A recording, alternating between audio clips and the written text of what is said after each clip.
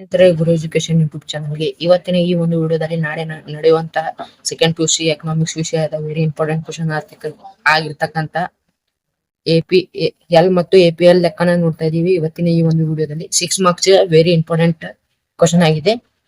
ಇದರಲ್ಲಿ ನಿಮ್ಗೆ ಎಕ್ಸಾಮ್ ನಲ್ಲಿ ಲೆಕ್ಕನ ಕೊಡ್ತಾರೆ. ಒಂದು APL ಲೆಕ್ಕ ಆದ್ರೂ ಕೊಡ್ಬೋದು, ಇಲ್ಲ SMC ಲೆಕ್ಕನಾದ್ರೂ ಕೊಡ್ಬೋದು. ಈ ಒಂದು ವಿಡಿಯೋದಲ್ಲಿ ನಾವು APL ಮತ್ತು TPL ಮತ್ತು MPL ಕಂಡುಹಿಡಿಯೋದನ್ನ ನೋಡ್ತಾ ಇದೀವಿ. ಸೊ ಬನ್ನಿ ವಿಡಿಯೋನ ಶುರು ಮಾಡೋಣ. ವಿಡಿಯೋ ಶುರು ಮಾಡೋಕ್ಕಿಂತ ಮುಂಚೆ ಲೈಕ್ ಮತ್ತು ಶೇರ್ ಮಾಡೋದನ್ನ ಮರಿಬೇಡಿ, ಹಾಗೂ ಸಬ್ಸ್ಕ್ರೈಬ್ ಕೂಡ ಮಾಡಿ. ಸೊ ಬನ್ನಿ ವಿಡಿಯೋನ ಶುರು ಮಾಡೋಣ. ಈ ಕೆಳಗಿನ ಕೋಷ್ಟಕವು ಶ್ರಮದ ಸರಾಸರಿ ಉತ್ಪನ್ನ APL ಪಟ್ಟಿಯನ್ನು ನೀಡುತ್ತದೆ. ಶ್ರಮದ ಒಟ್ಟು ಉತ್ಪನ್ನ TPL ಮತ್ತು ಸೀಮಾಂತ ಉತ್ಪನ್ನ MPL ಗಳನ್ನು ಕಂಡುಹಿಡಿ. ಇಲ್ಲಿ ನೋಡ್ಬೋದು ನೀವು L ಮತ್ತು APL ಅವರೇ ಕೊಟ್ಟಿದ್ದಾರೆ. ಈಗ ನಾವು ಕಂಡು ಹಿಡಿಬೇಕಾಗಿದ್ದು TPL ಮತ್ತು MPL. ಇದಕ್ಕೆ ಕಂಡು ಹಿಡಿಯೋಕೆ ನಮ್ಗೆ TPL ಕಂಡು ಹಿಡಿಯೋಕೆ ಸೂತ್ರ APL ಇಂಟು L.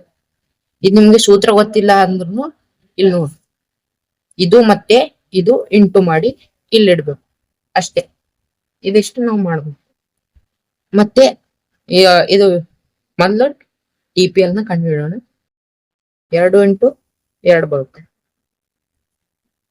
3 ಇಂಟು 2 3 2 ಆಗುತ್ತೆ, 4 ಇಂಟು 3 12, 5 4 20, 4 5 20 ಬರುತ್ತೆ, 3 6 18. ಆಯ್ತಾ? ಈಗ ನಾವು ಕಂಡು ಹಿಡಿಬೇಕಾಗಿದ್ದು MPL ನ ಯಾವ ತರ ಕಂಡು ಹಿಡೋದು? ತುಂಬಾ ಈಸಿ ಮೆಥಡ್. ಇದ್ರಲ್ಲಿ ಏನು ಅಂತ ತಲೆ ಕೆಡಿಸ್ಕೊಳ್ಳೋ ಅವಶ್ಯಕತೆನೇ ಇಲ್ಲ. ಯಾರು ಕೂಡ ನಾನು ಪಾಸ್ ಆಗ್ಬೇಕು ಅಂತ ಒದ್ದಾಡ್ತಿದ್ದೀರಾ ಅಂತವ್ರು ಕೂಡ ಈ ಒಂದು ಈಸಿ ಆದ ಲೆಕ್ಕನ ಮಾಡ್ಬಿಟ್ಟು 6 ಮಾರ್ಕ್ಸ್ ನ ಪಡಿಬಹುದಾಗಿದೆ. ನೆಕ್ಸ್ಟ್ ಈಗ MPL ನ ಕಂಡು ಹಿಡೋ ಸೂತ್ರ ನೋಡೋಣ. MPL minus TPL minus 1. ಇಲ್ಲಿ -1 ಅಂದ್ರೆ ಹೆಂಗಂದ್ರೆ ಇದರಲ್ಲಿ ಇದು ಮೈನಸ್ ಮಾಡಿ ಇಡ್ಬೇಕು. 6ರಲ್ಲಿ 2 ಮೈನಸ್ ಮಾಡಿದ್ರೆ ಇಲ್ಲಿ ಹಂಗಾಗಲ್ಲ. 2 ಅಂದ್ರೆ ಮೊದಲೇ 2 ಬಂದ್ಬಿಡುತ್ತೆ.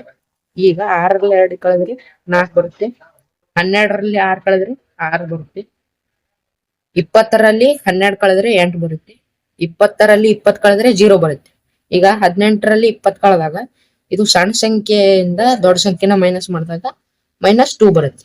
ಸೊ ಇಷ್ಟೇ ಈಸಿ ಲೆಕ್ಕ, ನೀವು ಕೂಡ ಮಾಡ್ಬೋದು. ಸೊ ನಿಮ್ಮ ಈ ವಿಡಿಯೋನ ನಿಮ್ಮ ಸ್ನೇಹಿತರಿಗೆ ಶೇರ್ ಮಾಡೋದನ್ನ ಮರಿಬೇಡಿ. ಸೊ ಸಬ್ಸ್ಕ್ರೈಬ್ ಮಾಡಿ. Thanks for watching my video.